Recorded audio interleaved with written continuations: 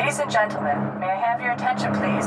Please take your seats and fasten your seatbelts. Flight crew, please prepare for takeoff. Flight 229, you're clear for departure. Thank you and enjoy your flight. Hello, everyone. My name is Graham Mann, and this is the Business Aviation Podcast. On this podcast, we interview business aviation professionals with all sorts of backgrounds to learn about experiences, tips, and best practices to be successful. Today's guest is Chris Algee, who is currently Manager Flight Scheduling and Dispatch at HealthSouth Aviation. Chris has been in aviation for more than 15 years, starting with NetJets and crew services, and has spent time with Home Depot and Jet Aviation McKesson. He earned his FAA dispatch license after winning a scholarship through the NBAA Schedulers and Dispatchers Committee, and has since also earned the distinguished NBAA Certified Aviation Manager credential. He's served on the NBAA S&D committee, been a board member for the Georgia Business Aviation Association, and gives his time outside aviation to mission work, among other things. Chris is an amazing person, well known for his people skills, and one of my first friends in the industry. In this conversation, we get into everything from how he found his first job in aviation to how he cultivates great mentors and his advice for being successful in a career in business aviation.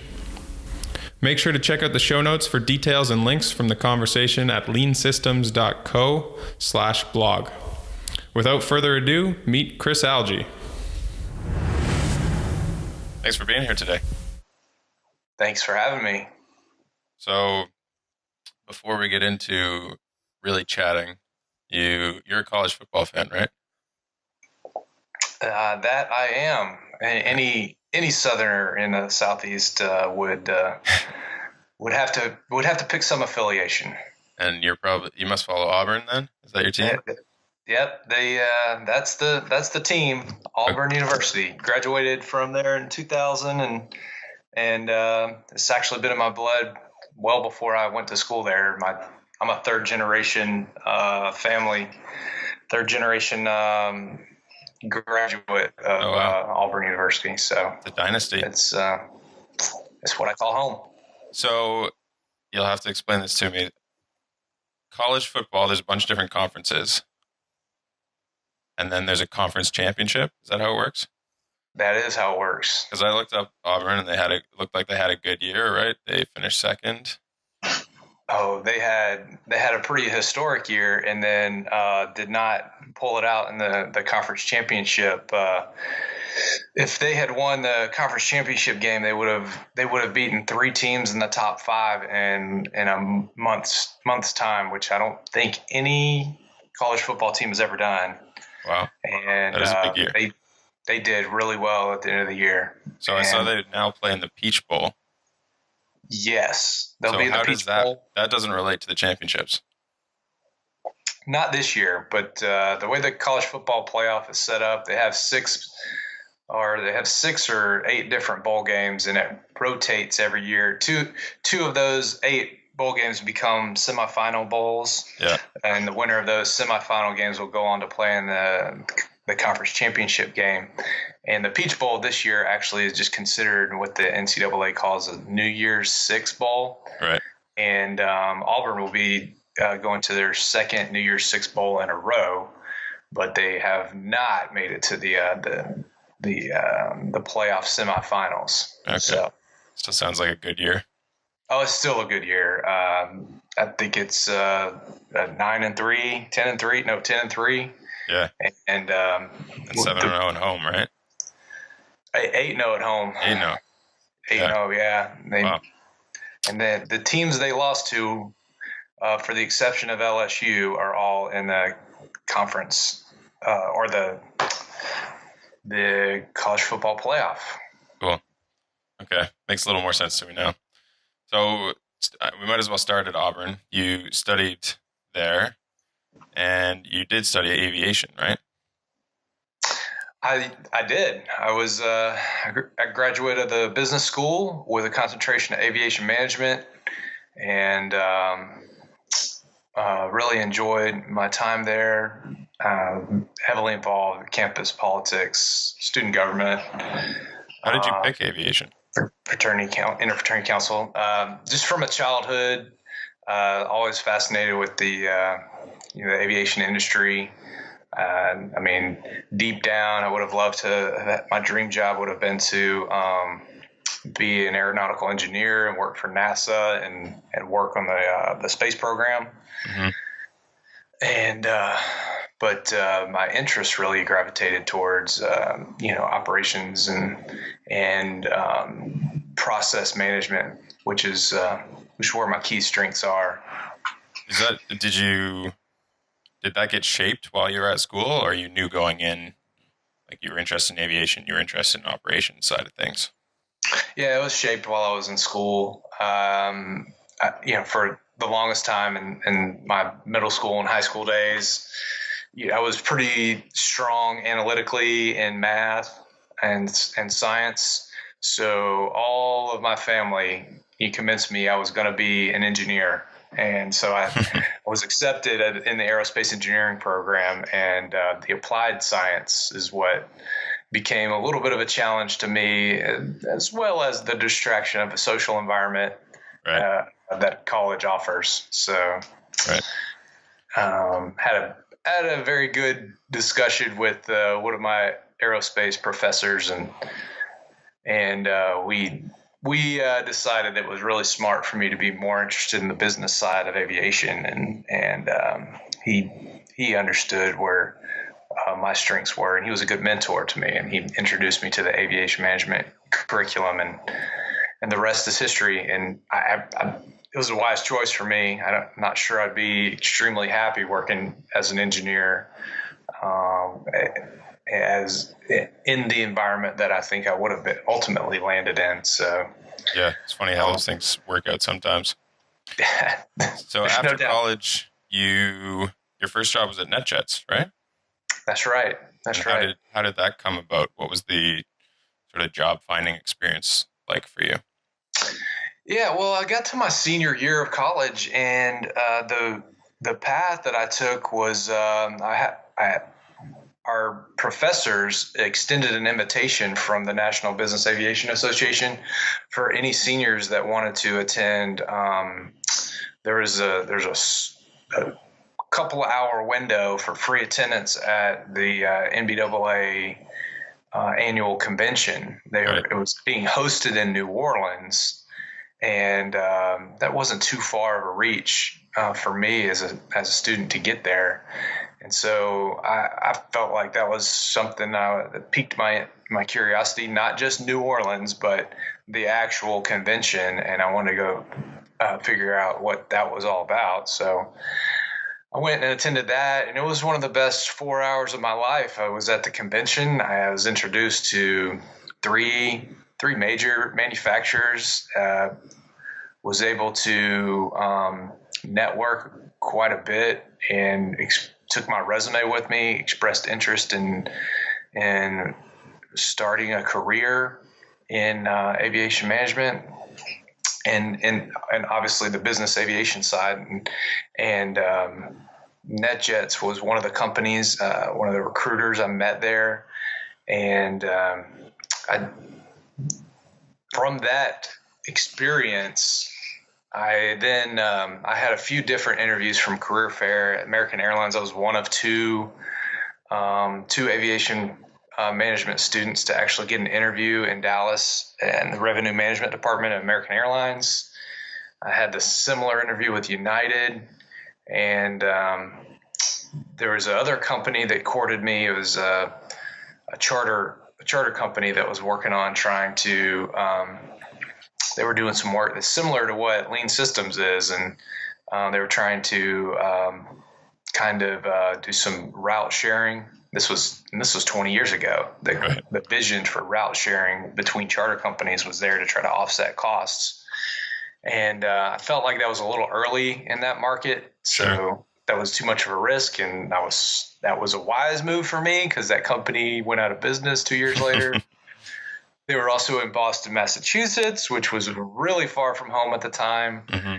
And but I went to NetJets. That was like the last interview I had during my whole cycle, and of working on figuring out where I would work after college. And And it was my best interview. I was fascinated with the company. The model, the fractional ownership model, was relatively new, and that NetJets was exploding at the time. And I thought, this is a great place to start a career.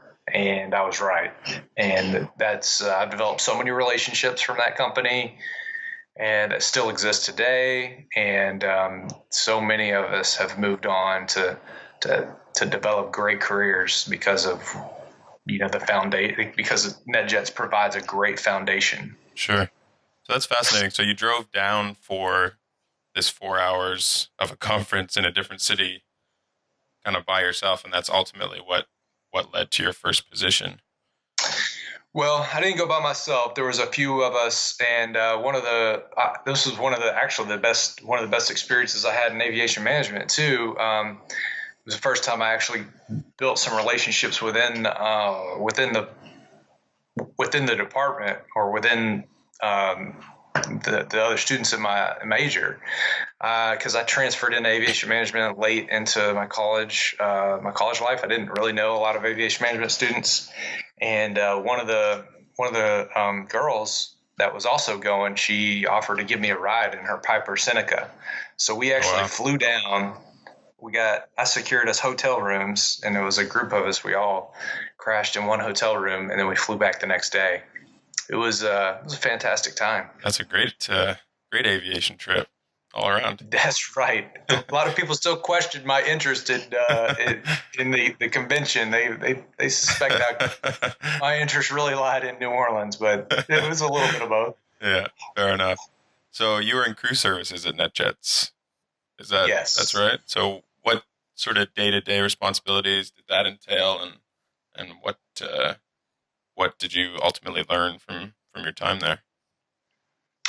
Well, I mean, I learned how communication is a significant part of what aviation professionals have to endure, and how important that is. And specifically, the majority of my responsibility was understanding what to communicate and how to communicate effectively, so that the flight crew would know what their mission is and how to best execute the mission. So it was basically a lot of line briefings, sharing what the flight schedule was. This was a couple years before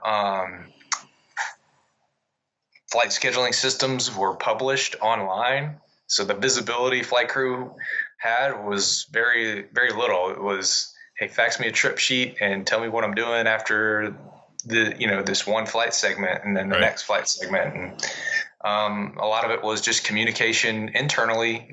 If a flight crew had feedback on a flight that they needed to return, and they also called in flight times. So it was there was elements of safety and security. And there were elements of really it was a lot of communication, but understanding how a flight operation worked was the biggest advantage to being in that position and that role at the time. But it was very entry level. It was very much like being in a call center environment. Right. I'm sure it was exciting to be in that, as you mentioned, that sort of high growth environment in business aviation early in your career, though. It was, and there was still a lot of opportunity for advancement and growth, and they instituted a program to create some succession planning, and I achieved. I was one of the first employees to achieve the ratings required to advance. They had, crew service member, senior crew service member, master crew service, and there were timelines that you had to be with the company a certain amount of time, and I think it was. Immediately when that was launched, I applied to be a senior crew service person, and there were training requirements and objectives that had to be met, and I did that immediately. And there was monetary gain involved as well, so I was like, I got to do this. So, and then the master rating was I had to wait a few months for that, but as soon as I was eligible, I applied and received that. I was seen as a go-getter and within my peers, and it was actually just a really good first position starting right out of college. It was Yeah, it I sounds still really great. think about those days sometimes. And an interesting story while I was there is that was where I was when 9/11 happened. And I worked for the fleet of aircraft, the Citation 10 team. And interesting story over there, a few years after 9/11 when I think it was, the Discovery Channel or the Learning Channel, one of those channels that does a lot of documentaries. There was a documentary published, and a couple of crew members that I used to provide crew services for were interviewed, and they were routed behind the second plane that ran into the World Trade Center. Wow. And the reason why they were doing that is because that aircraft had been visually spotted and it had its transponder off. So the FAA kind of knew, and they just didn't have an F-16 to intercept early enough. And so they routed the Citation 10 that was being tracked by FAA. They asked him to get visual, and then he was following it or shadowing it for a little while just so they would know where the plane was. Interesting. It was a couple miles ahead, but when he got on the ground, after the FAA grounded the whole airspace, he calls up and he's like, "Hey, I was just behind this plane.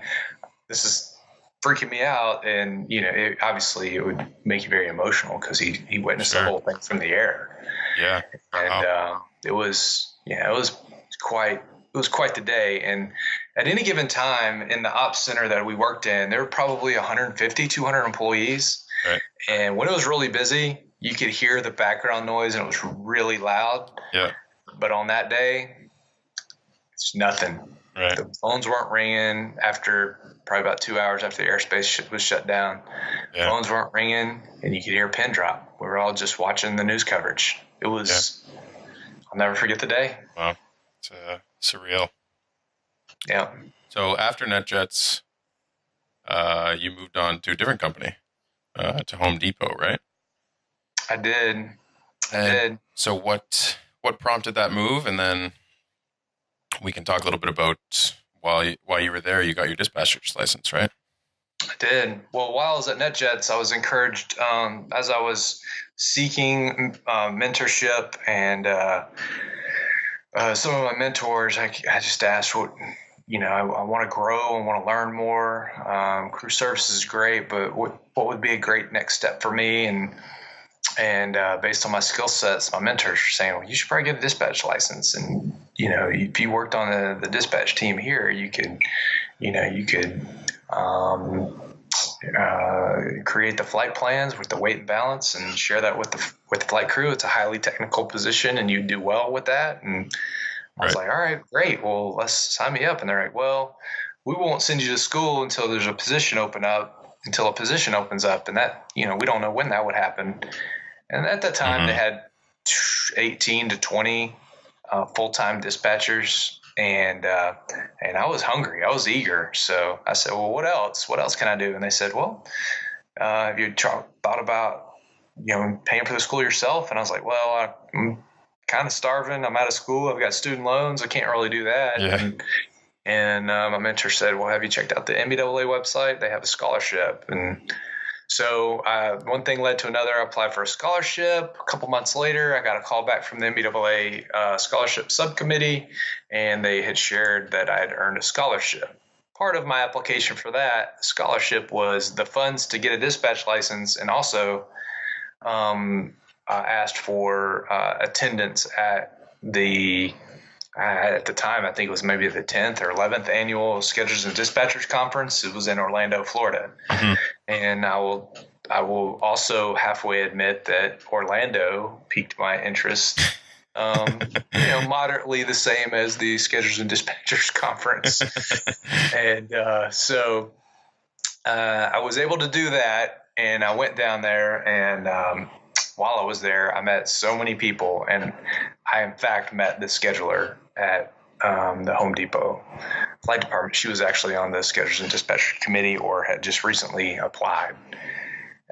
So one thing led to another. Probably 6 to 7 months later, they had an opening in their position in their flight department, and Atlanta is where I had called home for many years before that.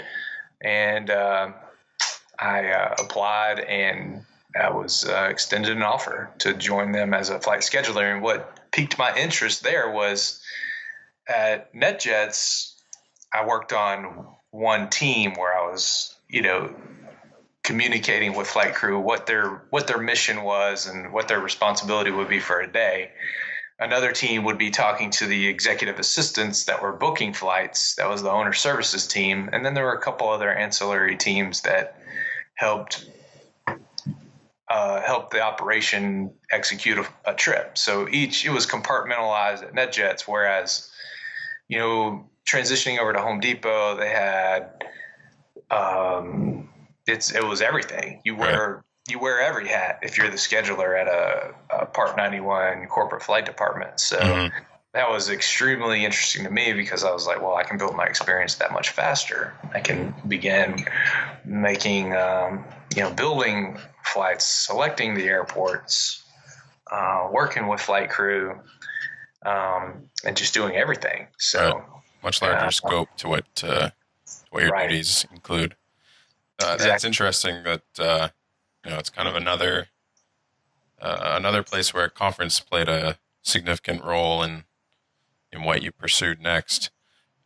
Just a couple things. You mentioned mentors and how they helped you sort of think through the process. What sort of roles and positions did these mentors hold, or who were they? And how did you cultivate your relationships with them to the point where, you were comfortable talking with them about potential career options and moving to other positions? Yeah, I mean, mostly early on, any mentor that I had was in a position of authority over me, right? And it was just open dialogue. And so this was like a manager that was managing you.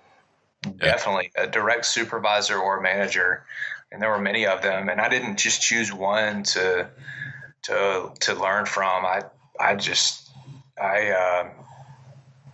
invited myself to get feedback from many, and it was was the nature of who I am. I talked to many, and a lot of times I'd ask them the same question, right, and inquire about their thoughts on, or I would ask how they moved into the position that they were in, and there's a lot of initiation on my part. That's what I would encourage others to do as well. Like if you're interested in doing something and moving in some direction, the effort has to be done by the individual. You can't expect someone to come to you and say, "Hey, man, I need you to."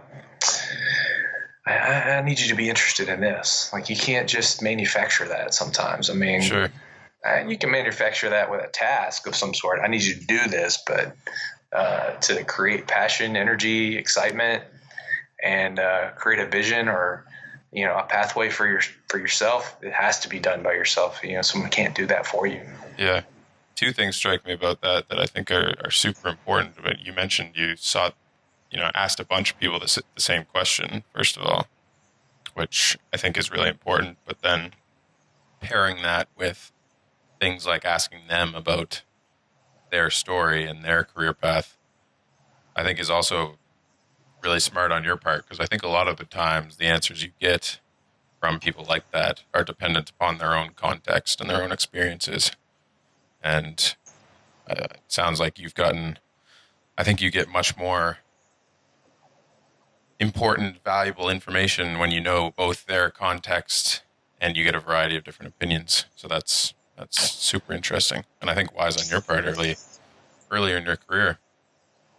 Well, at the time, I didn't really know I didn't know how intentional I was being, and how significant how significant of an impact that would make. But as you say it, the context of growth, or the context of trust, you can build trust by building relationships with people. And the best way to build a relationship with people is to actually care about them more than you do yourself. So that would be the way that I was able to solicit as much advice as I got. I mean, because they would be able to share their story, and then that would open up avenues for them to, be interested in me. So it was really more of a friendship than anything, than being super motivated for myself. But it was intriguing to me because I loved the industry that we were in, and I loved the profession and the work, the type of work that we were all doing at the time anyway. So Yeah, it was, a good point. I didn't know. I didn't really know how much of an impact that would have. Sure. Cool. So you spent some time at Home Depot then, and then you moved again to Jet Aviation, right? I did, and that just to be in full, complete transparency, to be transparent about that decision, and that was mostly just motivated. It was predominantly motivated by needing a change because the senior management team had no intention of defining a pathway of growth for me. Mm-hmm. And I had been there for 8 years, and the job responsibility was pretty stagnant and consistent. And the conversation about growth opportunities for me were not happening as much. Right. And I was at the top of my game there. I had elevated the level of service that we were offering. It took a little while, but at the time we were providing a very good product for flight crew, a very good product for and when I say product, I mean like service levels were very high for flight crew, right, getting the necessary support they need to execute a trip flawlessly. And likewise, it was very, very high. The communication level was high. The level of trust and respect from the executive team that was requesting an aircraft was extremely high. And to this day, I still receive periodic communication from people at Home Depot talking about how well they're doing, and I played a role in that. In that success that they're having. And so it was with a heavy heart to make the transition to McKesson, but it was a necessary new chapter in my career. Yeah, so that's interesting. So by this point, I mean, you'd been in the industry for a little while. Tell me a little bit about that thought process from when you sort of started thinking. Like, was there a specific moment where you decided, like, oh, okay, I need to make a change? Or was there a thought process that went on over a period of time? Just tell me a little bit about that. Yeah, I mean, I had toyed with the idea of seeking out employment elsewhere. And I had been, evaluating what my skill sets really were, what my, where I thought I could be and should be. And, through some conversations with senior leadership, again, I was seeking out, a mentor relationship, and I was talking about, okay, I've had this dispatch license for a few years. We're at a peak level of service in this flight department. What's next for me? I was handed a lot of responsibility in the areas of safety management, but it was still wasn't going to result in a promotion where I was leading others. I was just a lateral influencer within the flight department, which was great. I mean, there's still leadership skills were required for that, but I wasn't managing people. And that was kind of a goal of mine to be, on a management team, on a leadership team, making decisions that were best for the flight department. And I didn't have that at the time.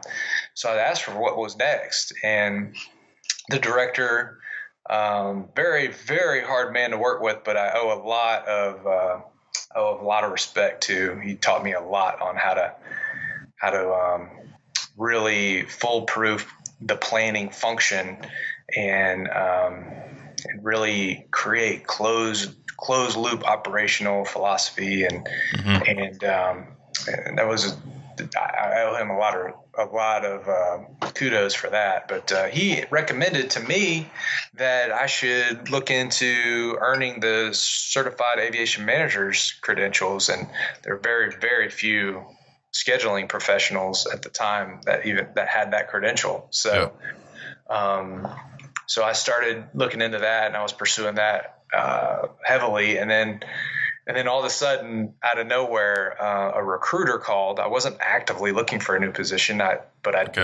would always, anytime I heard of something available, I started to inquire and think about, okay, what would that look like for me and everything. So a recruiter called, and she was, she framed her question with, "Do you know anybody that would be interested in working?" I have a client that is seeking out, a scheduling professional, and I take people's word for face value, but it wasn't until like the third week she called. She asked me again, and this time she said, This client of mine is, thinking of hiring somebody at this specific salary range, and it was a lot higher 2 weeks later than it was the first week. So It worked out to my benefit to not be excited about the first phone call. And I had recommended a couple different people. I'd recommended a couple different people that she explored, but they didn't have exactly what their client was looking for. Right. And then they decided to increase the salary range for the person. And then I just said, well, maybe, at that level, her name was Liz. And I said, Liz, I think at that level, I think this is, you're looking for someone that's an advanced scheduler that is very seasoned, has had many, many years of experience. She goes, yeah, I think that's what my client is looking for. And I go, well, I don't know that many in my network, except for me. And I said, why don't we continue to explore this idea and give me an opportunity to get to know your client and see if I can decide if I can share with them what my skill sets are and see if that's what they're really looking for. And she goes, I think you would be an outstanding candidate. I said, okay, well, all right. So sent me out to California, and had a 4-hour interview, and I came home 2 days later on a red eye. And when I got home, I was taking a nap, and in the middle of that nap, I got a call from the director, and he was like, I need you to talk to the vice president of safety and security for McKesson, who's also the director of aviation. I said, okay. And I talked to him for a few minutes, and he extended an offer. It was certainly something I couldn't refuse. And so I moved on to greener pastures 2 weeks later. It was a pretty quick move. Yeah, well, it sort of sounds like, the thought process had gone on for a while, but then it was sort of the event of the recruiter reaching out, pushed things forward, and things went quickly after that. Yeah, it was, and it's not that large of an industry, so you kind of have to, when you know that you think the time is near, it's very difficult, at least to work in a flight department position. There's very few and far between. If I was going to transition from a flight department to, let's say working for, a support vendor like fuel or transportation or a safety consultant or something to that effect. That might have been an easier jump to do immediately, but you kind of have to be opportunistic about, when a flight department, and I was committed to the Atlanta area. My wife and I we'd been married for going on about 5 years, and we had one kid with another on the way. Right. And we had all of our support was in the Atlanta area. So it wasn't like I could just seek out any scheduling position all across the country and then work my way into, moving somewhere else. So it was, there was some give and take there for me. The profession wasn't as important as cultivating a good marriage and becoming a good father. So Right. So I had to wait. I had to be patient, and that was fine. I was good with and that. then when the right opportunity came, you made sure you took advantage of it.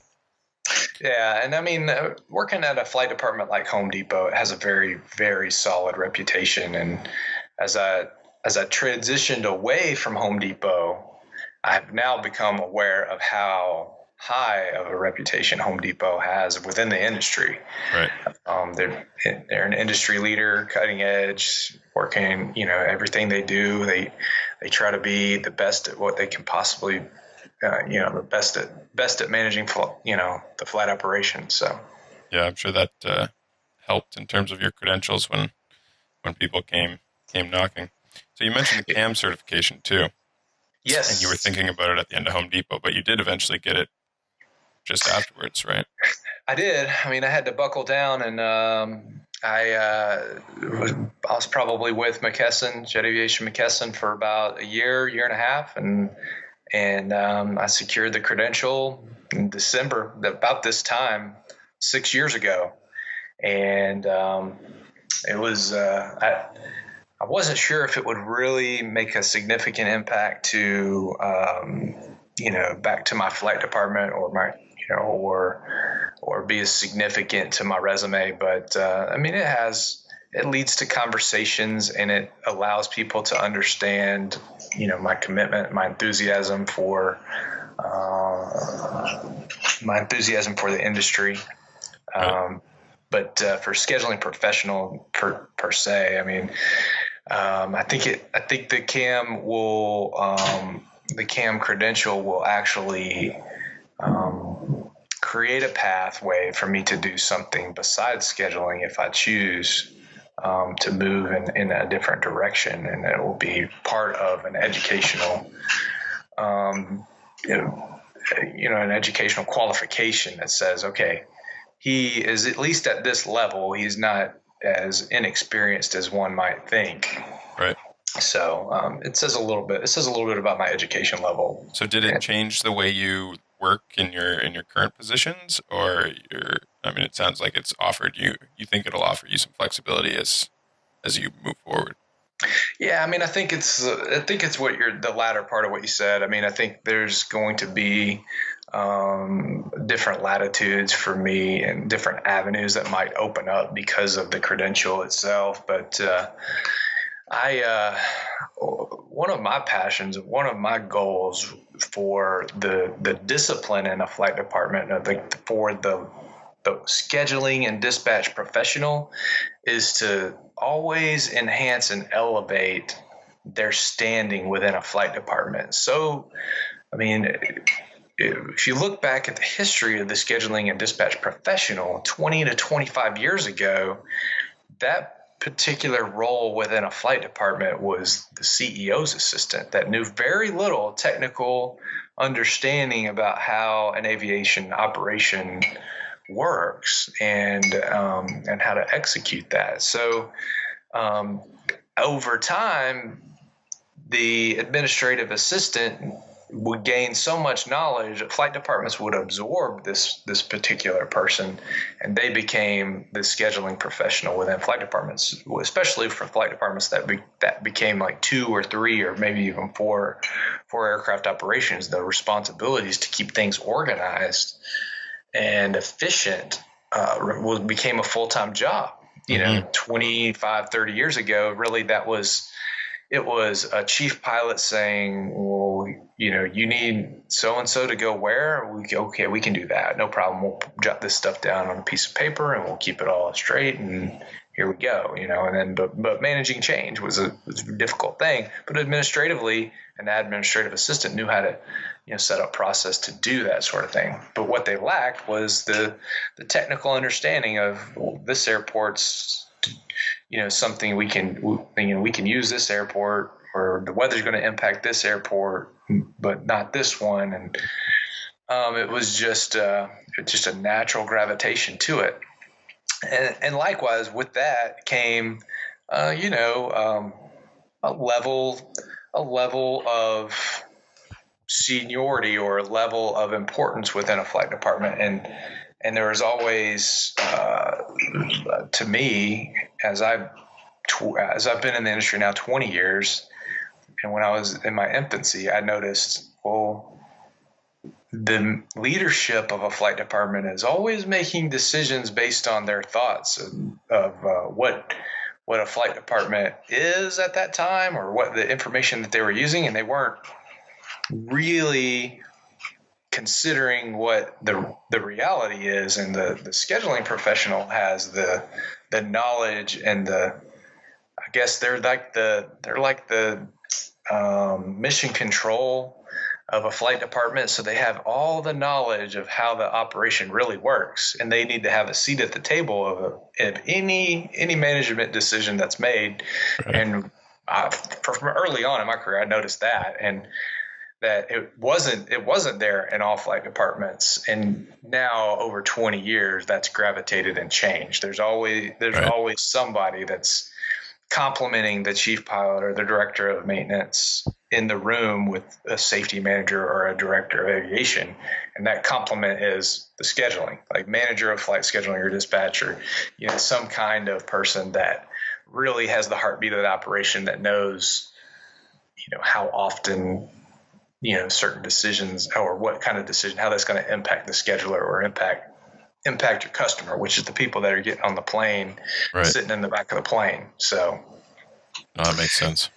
Long-winded answer to that, but elevating the level of, I can't even come up with the word, but I guess the respect within a flight department.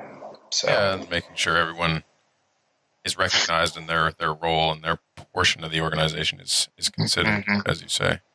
Yep. So, one last thing about Jet Aviation, you said your nickname was Seaweed. Yes. How did that come about? The director, the chief pilot, or I guess they called at Jet Aviation, each account has a lead pilot, which is really equivalent to like a chief pilot or a director of aviation. But we were such a big account for Jet Aviation. He was the center point. He was the liaison between McKesson and Jet Aviation. And he was an not old, but he was a ex Air Force pilot. And so he liked to give everybody a nickname, but he really only did it for the people he liked and respected. And I was there, I don't know, maybe 4 or 5 weeks, and I helped.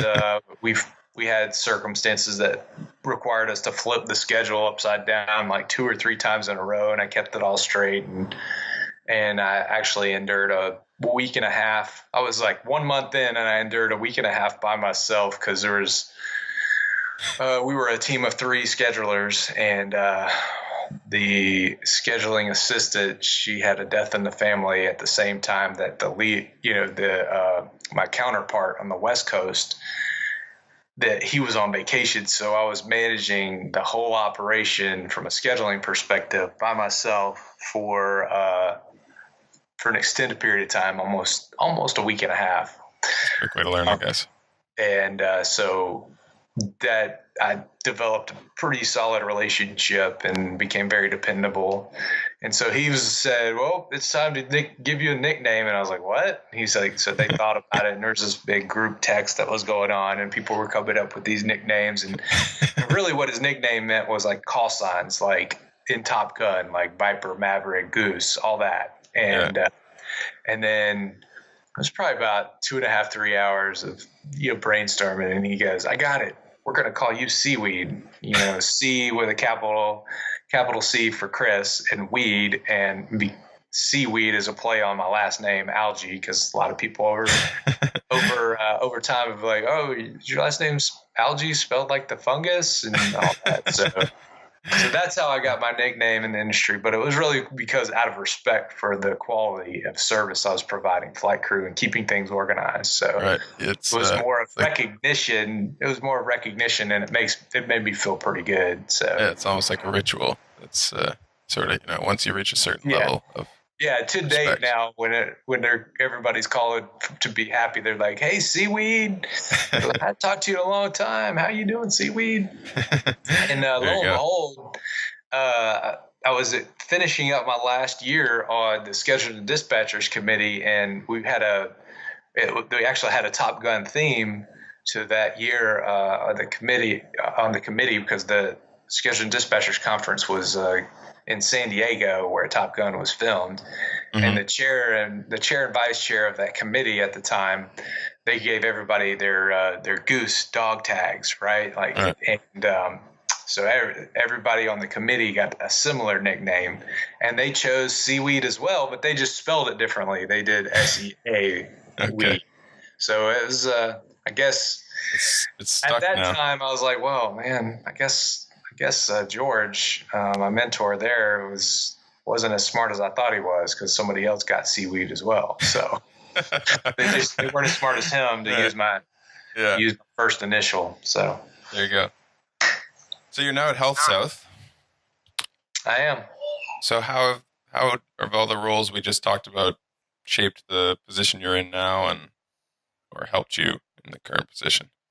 Yeah, I mean, a lot of everything that we've talked about has really what has encapsulated in the opportunity that I've actually put myself into. So, got a call from a colleague, friend of mine, who's actually a pilot at HealthSouth. He's an aviation safety manager, and we, I think at some point we were both at Auburn together, and at some point we crossed paths with my involvement in the Georgia Business Aviation Association. He'd been to a safety day, and we traded emails, and we've been, periodically keeping in touch about, how he had been implementing, safety management system incorporating that into his flight department. And this past January, they had let their scheduler go, and they were, for lack of better, actually, for let's see. I guess what they were really doing is they're making a lot of changes and trying to elevate their philosophy, or not elevate, but changing their corporate flight department philosophy and moving in the direction of utilizing industry best practices. And similar conversation as I had before with the recruiter at Jet Aviation. Hey, do you know anybody that might be interested in our flight department? We're kind of a smaller flight department, but we're growing. Company's growing. The company went through a difficult time 10 years ago, but now the executive leadership team's got the company back on track, and we just got a new director. We're not afraid to spend money to get the best things that we need for this flight department. And do you know anybody that would be interested? And again, like I did the last time, I kind of thought about it, and was thinking about other people before I was thinking about myself, and no name came to mind. And then the conversation that he and I were having, it continued, and I decided the position and the role I had with Jet Aviation was such that McKesson is based in California. They needed me to work East Coast hours and really provide scheduling services, and that's it. And really wasn't a part of any management discussions on how to lead the flight department. And so as through discussion, I realized very quickly that the position they were promoting to fill had an opportunity to evolve into more of a management position. It was not it was not advertised that way nor posted that way, but through conversation with the safety manager and the new director, I mean, I influenced them to change the position, and I suggested what can be more of an effective flight department is having your scheduling professional involved with the critical decision making, and having a seat at the table with a chief pilot and a director of maintenance and your aviation safety manager. Sure. And be part of the influence that actually happens within the growth of the flight department. And I was certain that I was being so bold. At least my perception of myself was being very bold, and it was that, this guy thinks it's all talk of some sort. But I was just so energetic and excited about, or not necessarily excited, but so confident in what I was saying. They actually reconsidered and made the position a manager position. And they extended an offer and wanted to relocate me. And so I had some thinking to do, and it was a big family decision because Sure. all of our family was in Atlanta. And ultimately, when I looked at what I was doing, I was very comfortable. So it was very challenging thought process to make that transition. But I thought 5 years from now, I could be with Jet Aviation McKesson, continuing to do the same thing and doing it very well. Mm-hmm. Or I could take this challenge on, and in 5 years with HealthSouth, I will have the opportunity to manage people. We might actually move from 2 planes to 3 planes or 4 planes in the operation. I'll be able to gain experience in the selling and buying of aircraft, and I'll have opportunities to be on a team that actually determines what the best aircraft would be for the type of mission that we have. Yeah. I'll be able to interact and have influence over the way that we're managing our safety initiatives, and this will be great experience for me. And it'll be actually a position that's better suited for my CAM credential having more of a direct link to the development of the skills required that complement the knowledge that the CAM certification has, really. So it became a no-brainer after some thought, but it was a lot of thought and discussions with my wife. Yeah, So I think we made the particularly move.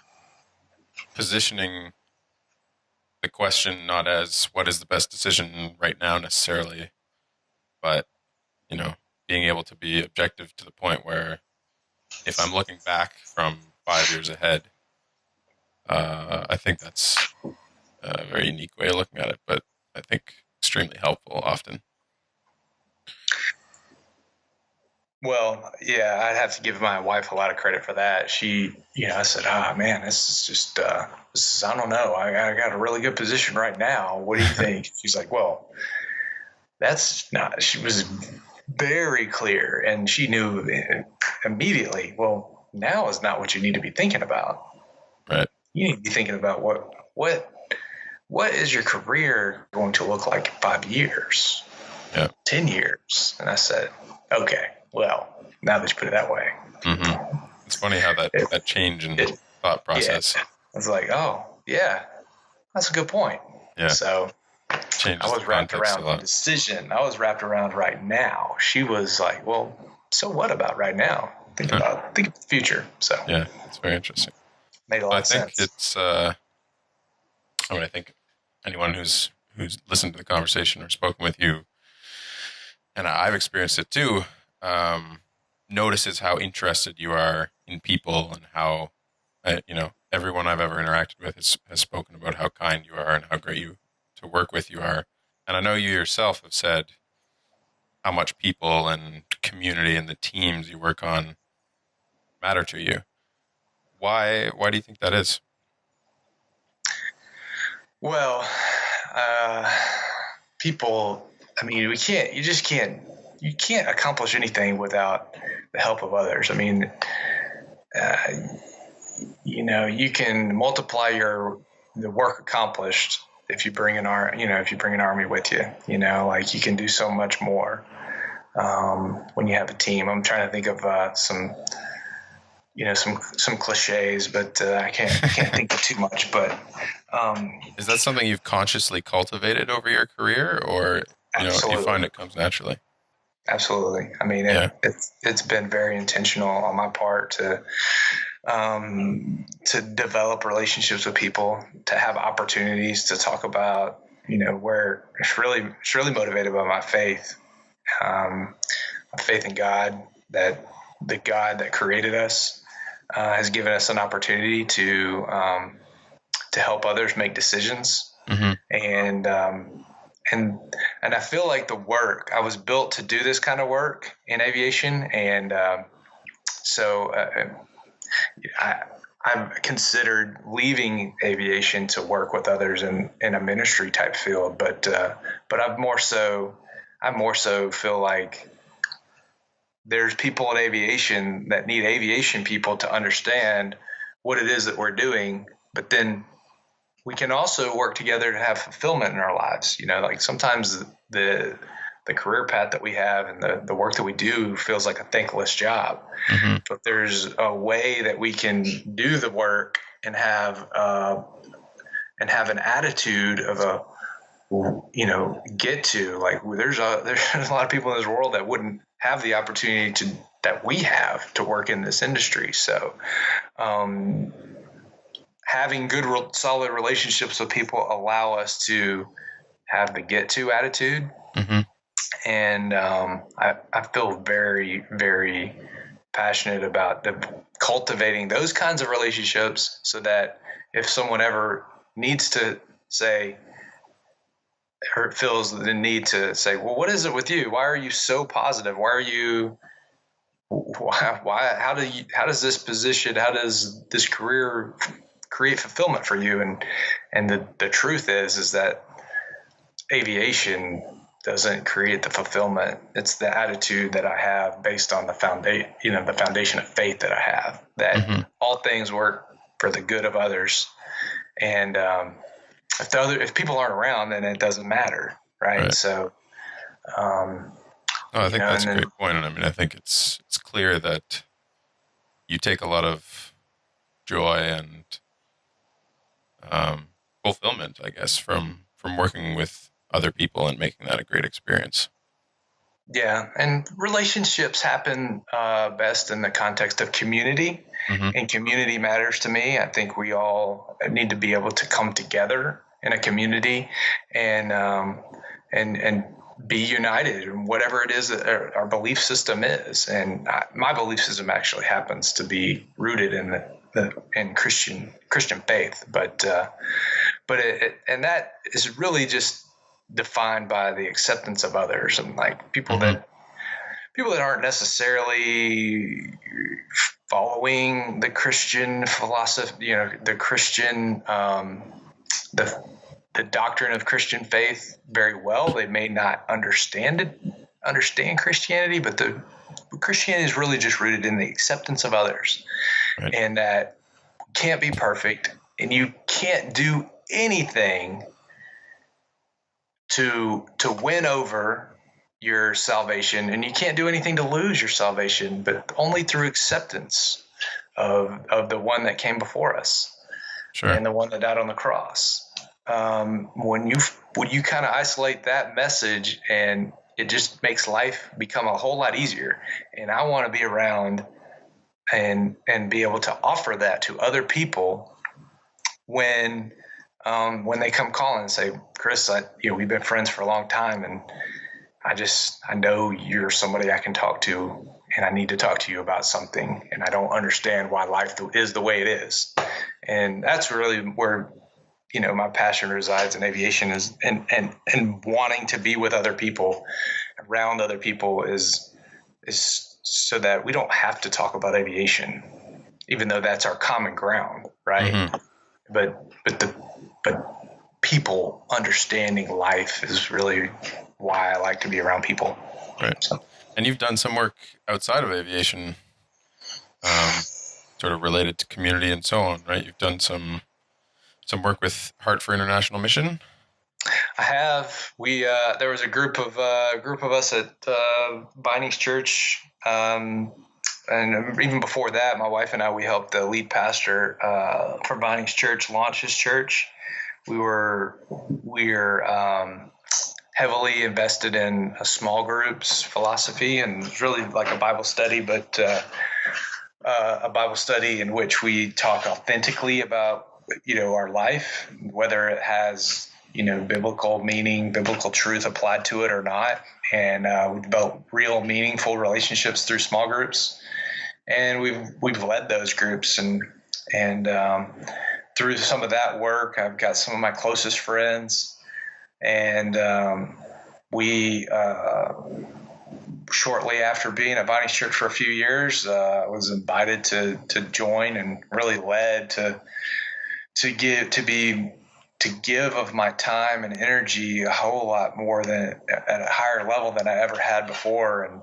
And I went on a mission trip to Burkina Faso, Africa. And during that time, we distributed water filters to the people out in the country and that were outside of the city. Mm-hmm. And it's the third poorest country in the world. And interesting fact about the people of Burkina, they're the third poorest nation in the world. It's a landlocked country in Africa, and yet there's a survey that's done in the same magazine that does the survey to determine which are the poorest countries in the world, and that same survey, they survey the same group of people and they say, who are the most optimistic countries in the world? And Burkina Faso is like the number one most optimistic country in the world, that things will be better 5 years from now than they are in the current day. And majority of the population, they have cell phones, old used cell phones and like mopeds, but they have no cars. Their homes don't have electricity. Right. The floors are mud and they don't have anything. They make like less than $1 a day, but they're the most happy, joyful people you ever met. We took a bunch of used shoes and water filters, and we distributed about 400 water filters to 4 different villages, and each village gave us a chicken, and that was like the highest honor that you could receive. And it was a life-changing experience. And people would come, each night they'd have an evangelism night where they would show a Christian film in the native language, of course, and I didn't understand any of it, but people came from all over. This 300 people a night would come out to watch this film, and each night there would be a minister and would say, everybody came because of the Americans. They wanted to see the Americans, and many of the kids had never seen a white guy, and it was an outstanding experience. And if you want to get perspective of where you live now, whether you're a Christian or not, you need to go on a mission trip. So, and it's not something that, any church wouldn't let you do. If you're not a follower of Christ, you could just, anybody that's listening to this that ever wants to go, you can call me sometime and I can help you get plugged in to a mission trip. And you can at least just see how the others live in the world. It's fantastic. It's a fantastic opportunity. And, I love giving of my time, talent, and treasures to a cause like that. And it's really the humanitarian component to it was just so rewarding. I can't say enough about that. And I came home, and I can't afford to do it every year. So when I came home, I had a desire to help in communities that need it as well. So my wife and I, shortly after that mission trip, we left Vinings Church to be at a church a little bit closer to our house as the kids got a little bit older. And I helped start a Bible study of men and started taking men out to the streets of Atlanta. And we were helping out an organization that was very well established that had it's like a Meals on Wheels type organization. Every Wednesday night they would go take sack lunches in prayer to certain neighborhoods in downtown Atlanta that really needed the support. And that was very rewarding as well. So, even if you can't afford to go abroad to see how others live, you can, if you can muscle the strength to see how even people in America or in Canada are living that are impoverished, it's very rewarding to know that you can make an impact just by showing up and just saying you care. you know. Sure. It won't necessarily, the problem that I have sometimes is the effort and the energy you put into that may not ever change somebody's way of thinking. It may not ever bring them out of poverty, but it can inspire hope. And it can, and what was interesting for me is that putting the energy and effort into that kind of giving spirit actually changes yourself, and may not change the people that you're reaching out to. And when you can get comfortable and just accept the people that have made the choices they've made, and you just accept them for what they are, and what acceptance really equals is love, right? Like you just accept them and hear what they have to say. That really changes the way that you think and the way that you feel, and it helps you have a positive spirit about where you're standing in life. And it seems backwards.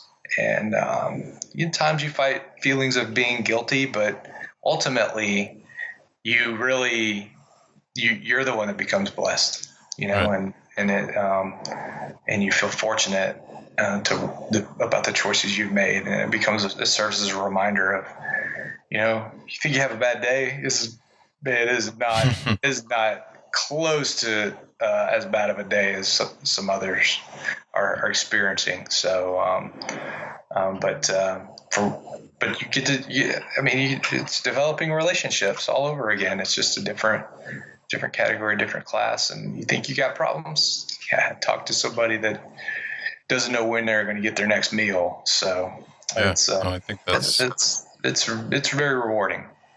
Yeah, it's very important. As you say, you can easily see the ties between the virtuous circle of making people the center of, what your focus is, whether it's professionally or otherwise. And it, it doesn't just benefit others, it benefits yourself as well. And it's a rewarding circle. So maybe we'll do a couple of quick questions here to wrap up. Best trip you've ever scheduled? Yeah, the best trip I've ever scheduled was the most dynamic, and it was extremely challenging for me and pushed me to my limit. But it was a trip in which I was at Home Depot, and it was a CEO was traveling to. I'll try to keep this as brief as I can, but CEO was traveling to Seoul, South Korea. Yeah. And then from there, Beijing, and then back to Atlanta. And the type of plane that Home Depot had at the time couldn't make Atlanta to Seoul, Korea nonstop. So the best place to stop was Anchorage, Alaska. And at that time, the plane that they had was challenged in making Anchorage, Alaska to Seoul, South Korea nonstop. And the typical place you would schedule another stop would be Japan. Well, a couple days prior to the trip being flown, we would have a crew swap in Anchorage, and you'd swap crew out because one flight crew couldn't make it all the way from Atlanta to Anchorage to Japan to Seoul, Korea, and that'd be like a 22-hour day or something like that. So, right. So you schedule a crew swap to minimize the scheduling, the flight crew duty limitations. And so 2 days prior to the trip departing, we found out that the airports that we would normally utilize in Japan were all closed at the time that we would need to be there.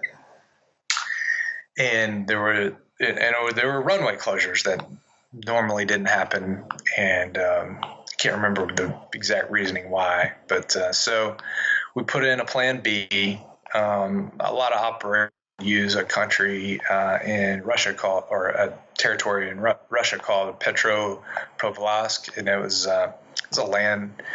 There's actually only there's no road that would go there. It was like it was a coastal city that was really for cargo ships, Right. and it's where a lot of smaller. I mean, we were operating a Falcon 900 at the time, and a lot of smaller planes would stop there from, they're making multiple stops, like going through different, from place in Alaska that would be as far as they could get. It was Petropavlovsk, but we had a plane.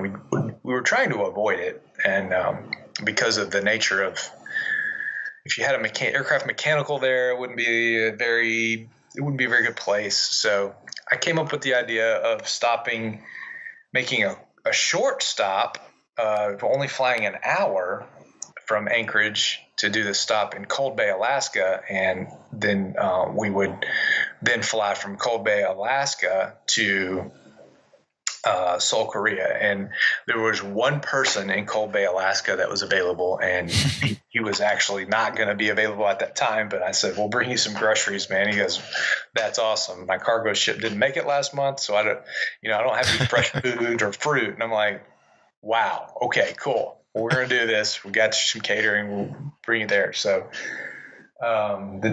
we created this great plan B.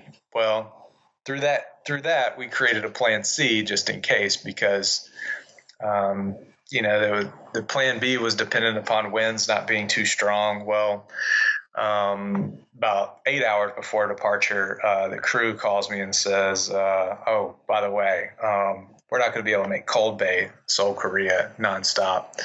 So we need to move to a different plan. And I was able to successfully on the weekend communicate to all passengers and ask them their opinion about, and prepare them for this stop that we were going to make in Petropavlovsk. And I updated all the permits and everything for the flight crew, and so the flight crew went into their rest and everything, and I was working with the Alaska flight crew, and we were able to successfully move to a plan C and keep everybody on the same page. And we did not stop in Cold Bay, Alaska, but we were able to stop in Petropavlovsk successfully, get to Seoul, Korea, and then the crew received rest there, and then successfully flew from Seoul, Korea to Beijing. And ultimately it was a perfectly executed trip with many, many obstacles. And I received an award for how well that trip was organized, executed, planned, etc. So CEO recognized me in front of the entire company a few months later, and he was really pleased with how well he was taken care of on that trip. So Wow. That was the best trip I ever scheduled, and not the only one with significant implications, but that's the best story for now. So I was going to ask the most difficult trip, but that sounds like they might be one and the same. it was pretty challenging. I would say that wasn't I would say that's probably not the most difficult one. The most difficult one I've ever, if we've still got time, Sure. I've got a few minutes on this one. A few years ago, supporting McKesson, they were having their aircraft evaluated by the manufacturer, and one of the ways that you can have your plane evaluated, because you're experiencing certain anomalies with the plane, is to kind of enter into a partnership with the manufacturer. So one of the sales guys at Falcon came up with a great idea for the McKesson plane to be utilized as the sales demo plane for a 2 to 3 month period, and the actual demo plane for Falcon would be given over to McKesson, and they would fly McKesson people on the demo plane for a few months. So operational control never changed over, because they would have to write different manuals for the MEL and the RBSM airspace. So McKesson agreed to take over operational control and share a demo pilot with a McKesson captain, and then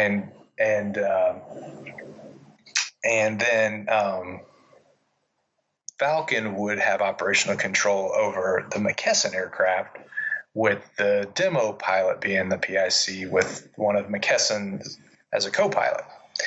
Well, one thing led to another, and our team at Jet Aviation ended up managing both, basically.